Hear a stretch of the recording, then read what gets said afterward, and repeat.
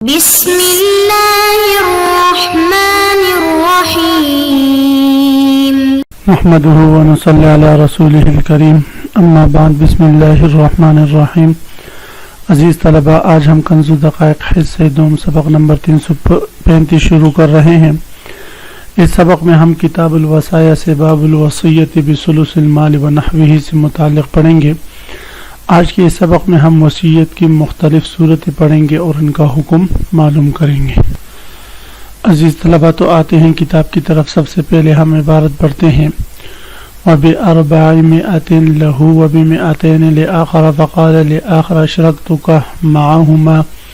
لَهُ نِصْفُ مَا لِكُلٍّ مِّنْهُمَا وَإِنْ قَالَ لِوَرَثَتِهِ لِفُلَانٍ عَلَيَّ دَيْنٌ فَصَدِّقُوهُ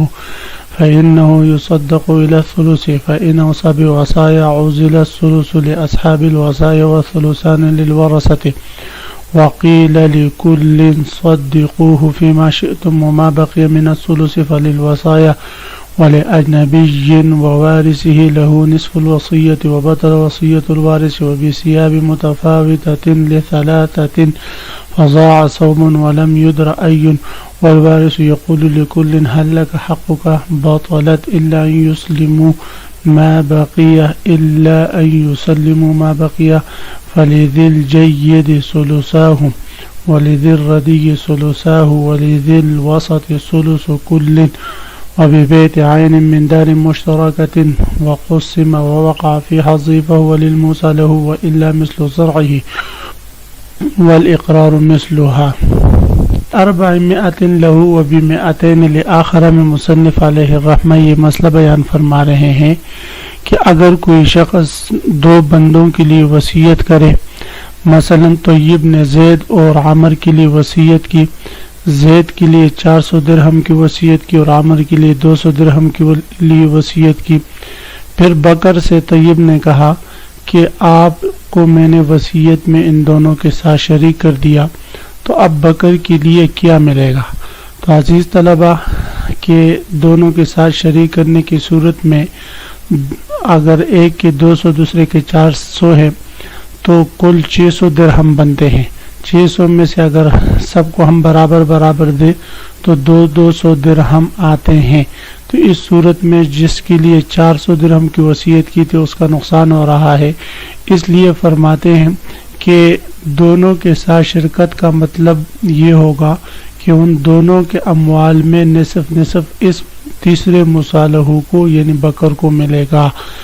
اس لیے کہ مال میں تفاوت ہے۔ اس سے پہلے یہ جو مسئلہ پڑا تھا کہ ایک کے لیے 100 دوسرے کے لیے 100 درہم کی وصیت کی، تو وہاں پر دونوں اموال جو ہے برابر تھے، اس لیے مصالحہ کو بھی انہی جتنا ملا، لیکن یہاں پر دونوں کے اموال میں تفاوت ہے، لہذا ہر مصالحہ کے ساتھ تیسرا مصالحہ جو ہے وہ برابر کا شریک ہوگا اس کے مساوی ہی، یعنی اس کے حصے میں۔ تو فرماتے ہو ب400 اگر ایک کے لیے 400 درہم کی وصیت کی وب200 لآخر اور دوسرے کے لیے 200 درہم کی، فقال لآخر موصی نے دوسرے سے کہا یعنی کسی تیسری شخص سے کہا اشرکتک معہما میں نے تجھے بھی وصیت میں ان دونوں کے ساتھ شریک کر دیا، لہو نصف ما لکل منہما، تو فرماتے اس تیسری مصالحہ کے لیے ان دونوں میں سے ہر ایک کے لیے جتنا ہے، جتنا مصابیہ ان کا ہے، ان دونوں میں سے ہر ایک کے حصے میں اسے نصف اس تیسرے مصالحہ کو دے دیں گے۔ وَإِنْ قَالَ لِوَرَثَتِهِ لِفُلَانٍ عَلَيَّ دَيْنٌ فَصَدِّقُوهُ فَإِنَّهُ يُصَدَّقُ إِلَى الثُّلُثِ۔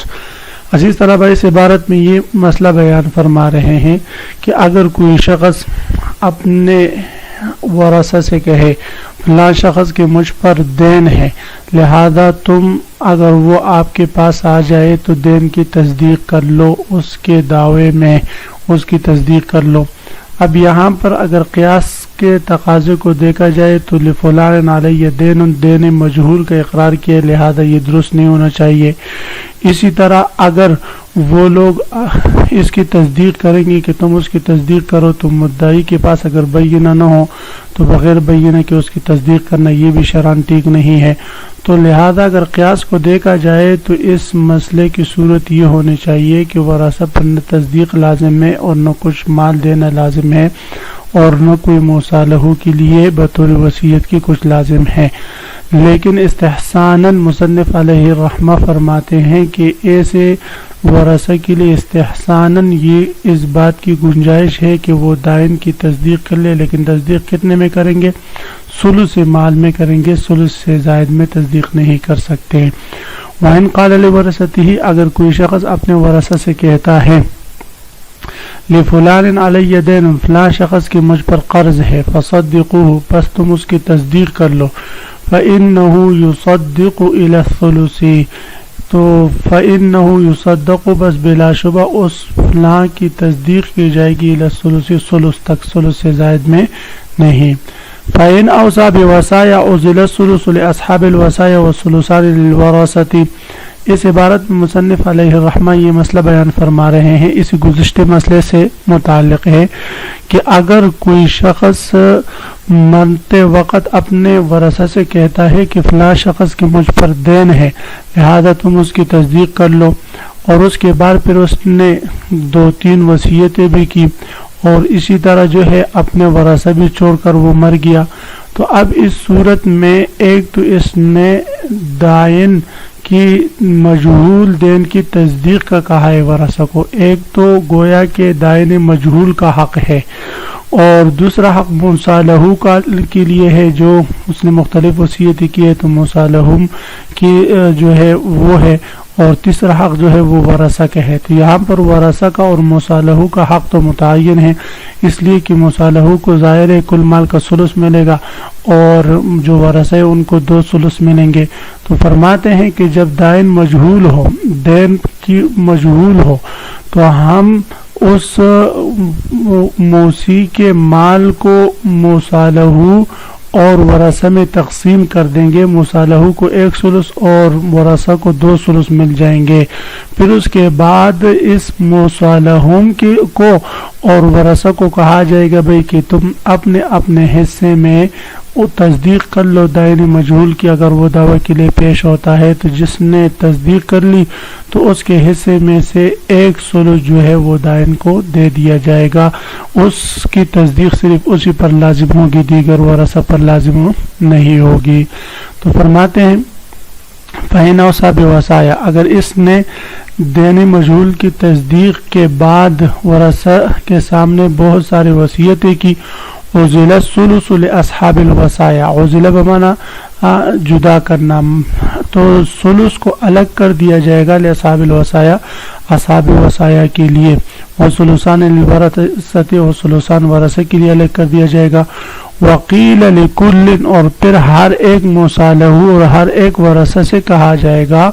صدقوا فیما شئتم تم تصدیق کر لو اس دائن کی جو مجہول دین کا دعویٰ کر کے آیا ہے، فیما شئتم اسی مقدار میں جتنا تم چاہتے ہو،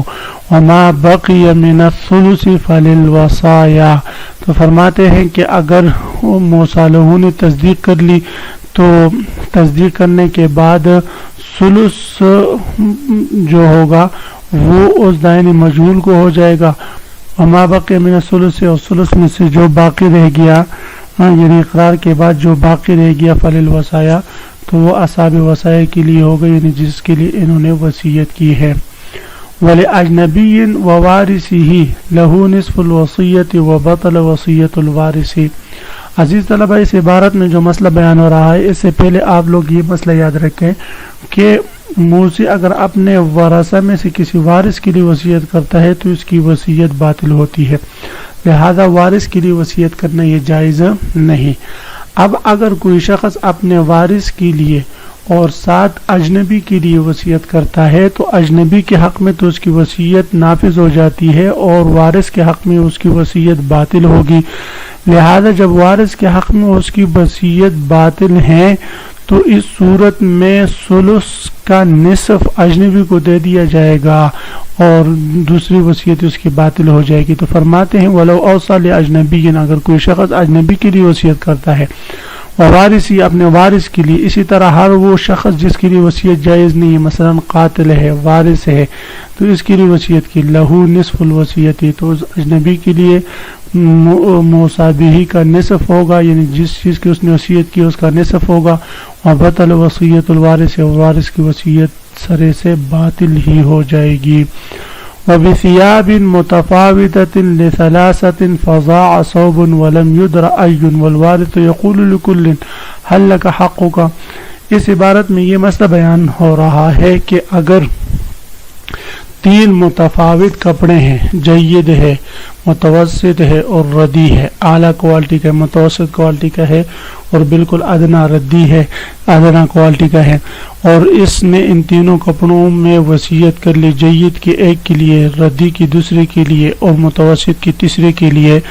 پھر ان میں سے ایک کپڑا غائب ہو گیا۔ اب وارث تصدیق نہیں کر رہے ہیں کہ کس کا کپڑا غائب ہوا ہے،